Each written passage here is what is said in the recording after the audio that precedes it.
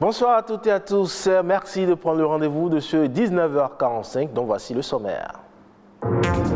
Considérée comme la maladie de la misère et de la honte, la lèpre touche plus de 3 millions de personnes dans le monde. Ce 29 janvier, journée dédiée à la lèpre, nous faisons le point sur cette maladie, encore associée à une forte stigmatisation. Peu de personnes le savent, mais il existe des droits spécifiques relatifs à la santé sexuelle et reproductive. Les connaître et les assumer constitue un impératif. Et puis avec le développement des métiers du coaching, de plus en plus de personnes essaient de se réorienter professionnellement. Mais quel est le profil à avoir pour être un coach? On en parle dans cette édition.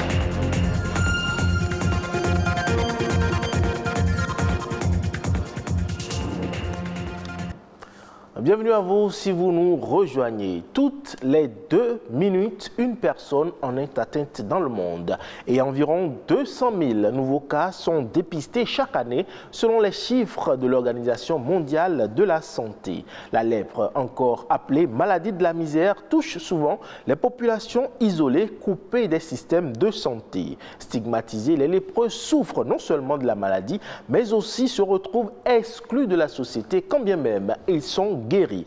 Aujourd'hui, journée mondiale des lépreux, on fait le point sur cette maladie avec Nadège Omolade Sani.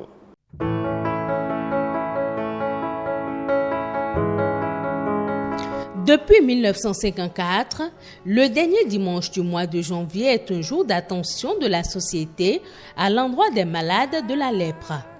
Encore appelée maladie de la misère, de l'ignorance et de la honte, la lèpre touche généralement les populations isolées et coupées des systèmes de santé. La lèpre, qui est une maladie infectieuse chronique due à une bactérie, le Bacille Mycobacterium leprae, est perçue comme une malédiction. Les recherches scientifiques ont montré que la lèpre est une affection qui touche principalement la peau, les nerfs, les membres et les yeux. Ce bacille mycobactérie, très voisine du bacille tuberculeux, est caractérisé par sa lenteur d'évolution. L'incubation très longue et silencieuse et dure environ 5 ans. C'est une pathologie qui fait ravage dans plus de 150 pays dans le monde.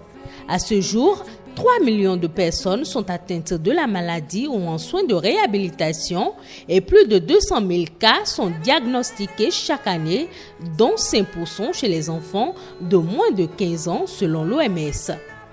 Au Bénin, ils sont environ 200 souffrants par an. Les malades sont tous pris en charge. Le traitement est payé par l'État. Cette politique de santé publique a été mise en place grâce à l'engagement de la Fondation Raoul Follereau. Sur les 200 cas découverts chaque année au Bénin, 70% sont contagieux, 26% sont dépistés avec des infirmités. La Journée mondiale de la lèpre, c'est une occasion saisie par les associations de protection des lépreux comme la Fondation Raoul Follereau et l'Ordre de Malte pour sensibiliser les autorités sur les conditions de vie des malades. Elle est aussi une grande journée de mobilisation, de sensibilisation et de générosité envers les lépreux. Le plus souvent, le traitement de la lèpre se fait par une polychimiothérapie pendant 6 à 12 mois. Selon l'OMS, ce traitement très efficace a peu d'effets secondaires. Par conséquent, on observe très peu de rechutes et il n'y a aucune résistance connue.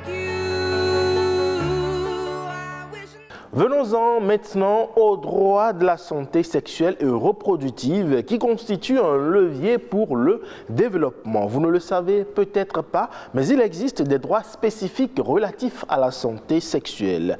Quel est donc le contenu de ces droits et où en est le Bénin dans leur mise en œuvre? Les détails ici avec Alexandra Jotan. Ce sont des prérogatives reconnues à tout être humain. Les droits de la santé sexuelle et reproductive sont universels.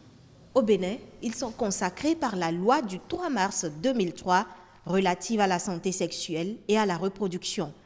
La santé d'abord, c'est quoi?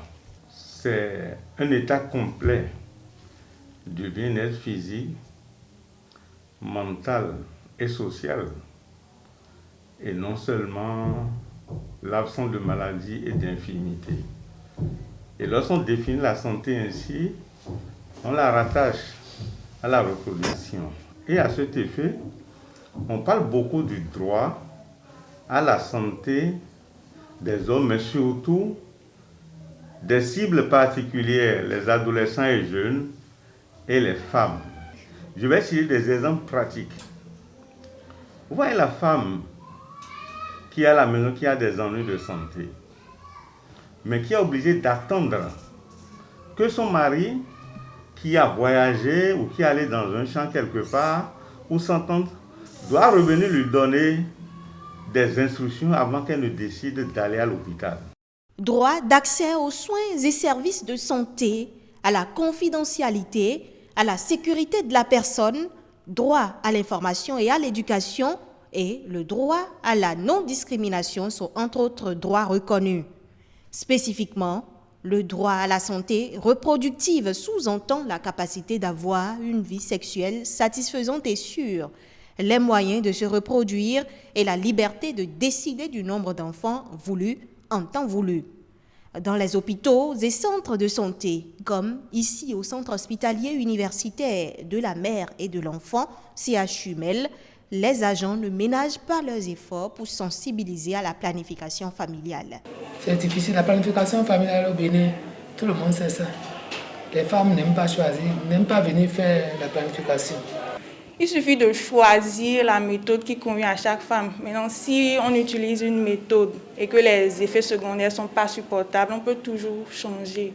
L'autre cible particulière quand on parle de droit à la santé sexuelle et reproductive, c'est le groupe des adolescents et jeunes. Lorsque nous avons une clinique de santé de la reproduction où des mamans de 40 ans, de 60 ans viennent pour des soins et l'adolescent de 16 ans, 18 ans viendra au même endroit, il y a un problème qui se pose. Les jeunes ont besoin de spécificité pour leur santé. Ils ont besoin de confidentialité. Autant d'impératifs qui justifient la mise en place de centres d'écoute pour adolescents et jeunes, de même que d'autres mesures spécifiques liées aux cibles particulières. Faire recours à un coach motivateur virtuel ou physique devient aujourd'hui une pratique très courante. Le métier de coach se répand, mais on ne sait pas toujours quelles sont les qualités que doit avoir un bon coach. Epiphane Daoulokonon intervient dans le domaine du coaching. Il nous donne ici des précisions. Le coach à la base devrait être une personne qui est expressive. Vous ne pouvez pas intervenir sur un individu, vous ne pouvez pas parler, convaincre, persuader et montrer à votre cliente griffe qui est en face de vous que vous croyez en son potentiel, qu'il a la capacité de sortir de la situation dans laquelle elle est, de l'entreprise de sortir de la situation dans laquelle elle est, si vous n'êtes pas capable de communiquer bien sûr ce que vous pensez. Et donc le coach a besoin à la base d'être une personne qui a la capacité, l'art de s'exprimer et bien. La deuxième chose que je pense qui est importante, ce devrait être une personne qui a une certaine personnalité. Un coach travaille sur une norme et sur des entreprises, des organisations. Et donc les gens viennent vers vous parce qu'elles sont en situation et ces personnes vous posent des préoccupations, mais déjà le lendemain, c'est sur les réseaux sociaux, c'est déjà dans les oreilles d'autres personnes, donc doit avoir une personnalité d'intégrité. Le coach peut être un coach de famille, un coach familier. Le coach peut être aussi un coach qui travaille sur ce qui est la carrière, l'orientation, le développement, la gouvernance d'une entreprise. On l'appelle un coach professionnel. Choisir quelqu'un qui est bon, qui répond à ma compétence, cela impose que l'on d'abord cherche des informations sur cette personne. Est-ce qu'elle a vraiment grandi dans sa vie? Est-ce que c'est quelqu'un qui a un parcours? Quelle est son histoire? L'on veut savoir dans quoi il a réussi, c'est quoi les expériences qu'il a capitalisées. Troisième chose, il faut qu'il y ait un code de déontologie que la personne suive. Il faut qu'il y ait une méthodologie que la personne suive. Il faut que la personne ait des outils, plusieurs d'ailleurs, parce qu'en face de lui seront plusieurs types de personnes, plusieurs types de plusieurs types d'organisations, avec plusieurs types de difficultés, de défis à relever. La participation citoyenne à la gestion des affaires au plan local est une préoccupation pour certains acteurs de la société civile. Ils ont lancé le projet Participe Odel qui vise l'amélioration et la mobilisation des ressources financières au profit du développement des collectivités territoriales. De quoi retourne concrètement le programme Participe Odel? Les précisions dans cet élément. C'est l'incapacité des communes à développer des stratégies de maîtrise et de valorisation de leur potentialité en vue de la promotion de l'économie locale qui a engendré le projet Participe Odel. Une initiative de l'ONG Alcré, de Social Watch Bénin et de VNG International qui vise à contribuer à promouvoir un développement local accéléré, soutenu par une gouvernance transparente et inclusive. Nous avons réfléchi et nous avons trouvé qu'il était important d'aller sensibiliser les populations à la base à s'occuper des questions de développement de la communauté. Parce que le développement de la communauté permettra le changement de leur train de vie. Or, pour commencer ça, il faille travailler sur le mental des populations. Ils ne s'intéressaient à rien qui soit fait dans la commune pour développer la commune. Participe Odel veut ainsi consolider la présence des citoyens dans les instances de prise de décision, renforcer la transparence budgétaire avec un accent particulier sur la lutte contre la corruption et accroître la mobilisation des ressources financières locales. Il faut que les citoyens réfléchissent aussi et fassent des propositions au conseil communal par rapport à la mise en valeur des potentialités qui existent dans les communes. Il faut que les populations aident le conseil communal à sensibiliser les gens dans les marchés, dans l'administration, pour que les gens puissent payer leurs taxes. Tout ça pour permettre à la communauté d'avoir des fonds propres pour aller sur le marché de la recherche de financement. Ce programme entend donc contribuer à la valorisation des potentialités économiques dans la planification, l'élaboration et la programmation du développement communal.